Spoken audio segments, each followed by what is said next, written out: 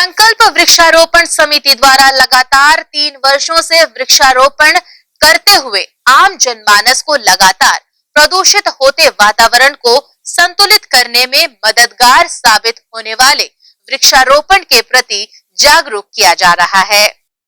जब से प्रकृति के असंतुलित होने की बातें चर्चा में आई थी, तब से विभिन्न संगठनों एवं राजनीतिक पार्टियों द्वारा वृहद तौर पर वृक्षारोपण किए जाते थे, परंतु 1 वर्ष बाद ही अंजाम देखने लायक थे, क्योंकि रोपे गए पौधे कभी भी पेड़ नहीं बन पाए, ना तो उचित देखरेख हुई और ना ही किसी ने जिम्मेदारी ली।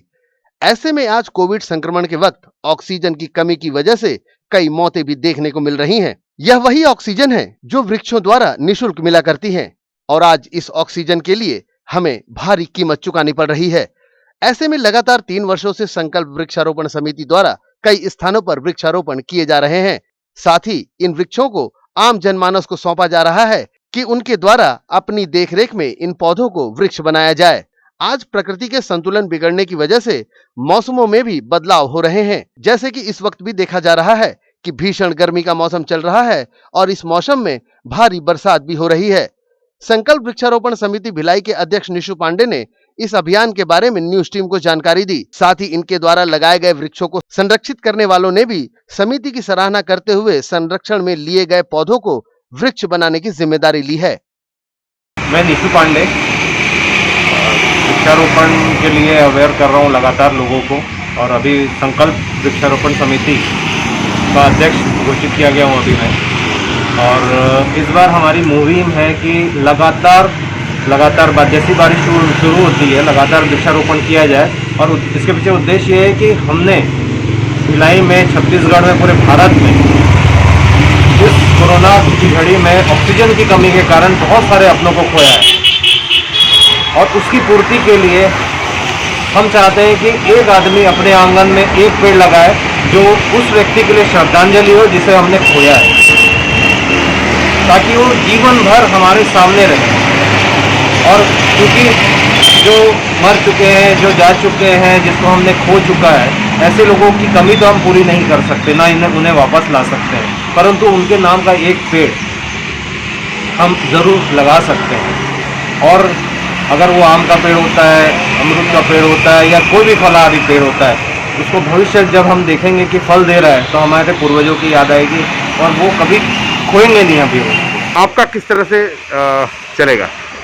मैं मैदान में पेड़ लगाने के पक्ष में नहीं हूँ। मैं चाहता हूँ लोगों के आंगन या घर के सामने पेड़ लगे, क्योंकि मैदान में जो वृहद रूप से पेड़ लगते हैं वो लगाने के बाद उस जगह लौट के कोई नहीं जाता, और लाखों रुपए सिर्फ पेड़ लगाने के नाम पे खर्च होते हैं, लेकिन उसे जिंदा देखने के लिए आंखें तरस जाती है। मैंने तो आज तक ऐसे जो लाखों पेड़ एक साथ लगे, बहुत कम ही ऐसी जगह है जो वापस मैंने देखा है कि पेड़ जिंदा बचे हैं।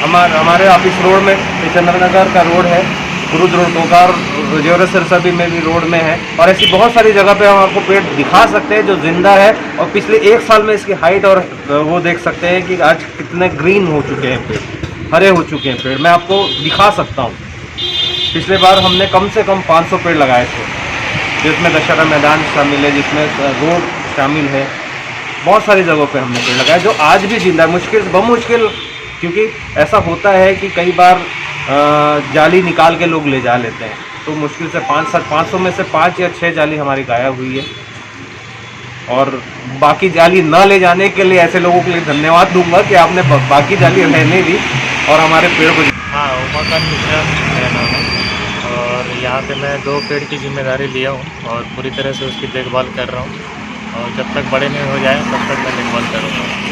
आज कितना ज़रूरी मानते हैं वृक्षों का रोपण करना, और वृक्षों का संरक्षण कितना ज़रूरी है आज की? बहुत ज़रूरी है, और ये हम सबको जानना पड़ेगा, समझना पड़ेगा।